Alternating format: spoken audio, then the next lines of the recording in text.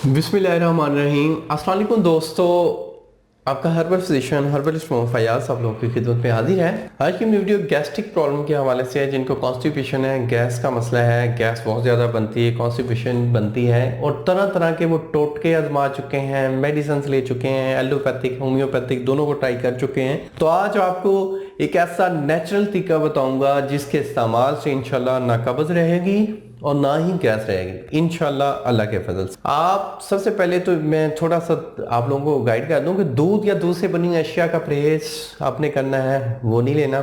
Second, आपने bakery items नहीं लेनी। थर्ड, आप मीठे का इस्तेमाल कम करें, कोल्ड ड्रिंक्स सॉफ्ट ड्रिंक्स का इस्तेमाल कम करते हैं। बाज़ लोग होते हैं जी हम कोक पीते हैं जी हमारी कब्ज़ वगैरह ठीक हो जाती है, स्टूल से ही पास होता है। वो बाज़ लोगों को सूट कर जाती है बट ज़्यादा उसके साइड इफेक्ट्स हैं क्योंकि उसमें HCl ज़्यादा होता है और पेप्सिन भी होता है। तो HCl और पेप्सिन की मिकदार ज़्यादा हो जाए तो जलन होने लग जाती है मैदे में, तो इसलिए खुदारा सॉफ्ट ड्रिंक से बचें। अब बात ये आती है जी हम एक नेचुरल तरीके से इसको कम कैसे करें, मतलब कि गैस को भी ख़त्म कर दें, कब्ज़ ख़त्म हो जाए। तो बेहतरीन है, नुस्खा नोट फरमा लें।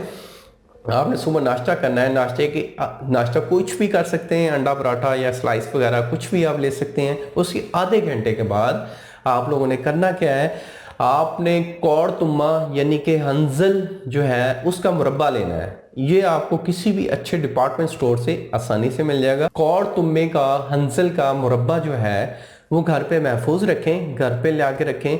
वो डेली आप 50 ग्राम यानी कि 20-25 ग्राम आप सुबह खा लें, 20-25 ग्राम असर के टाइम खा लें। 50 ग्राम खाते हैं, सवाल ही नहीं पैदा होता कि आपकी कब्ज नहीं खत्म होगी, सवाल ही नहीं पैदा होता कि आपके मैदे में गैस बन जाए। ये एक हर्बल मेडिसिन में एक बेहतरीन ये टोटका है, आप इसको आजमाएं। आप लोग मुस्तफीद हो तो मेरी इस वीडियो को दोबारा आके देखें और उस पर आके कमेंट्स करें ताकि दूसरे लोगों को पता चले कि कितनी अफादियत हुई है। तो इसलिए आप इसको आजमाएं, ट्राई करें और अगर आप ठीक होते हैं तो मुझे दुआओं में ज़रूर याद रखिएगा। आपसे लोगों से इजाज़त चाहूँगा। अल्लाह आपका हामी नासिर हो। शुक्रिया, जज़ाकल्लाह, अल्लाह हाफिज़।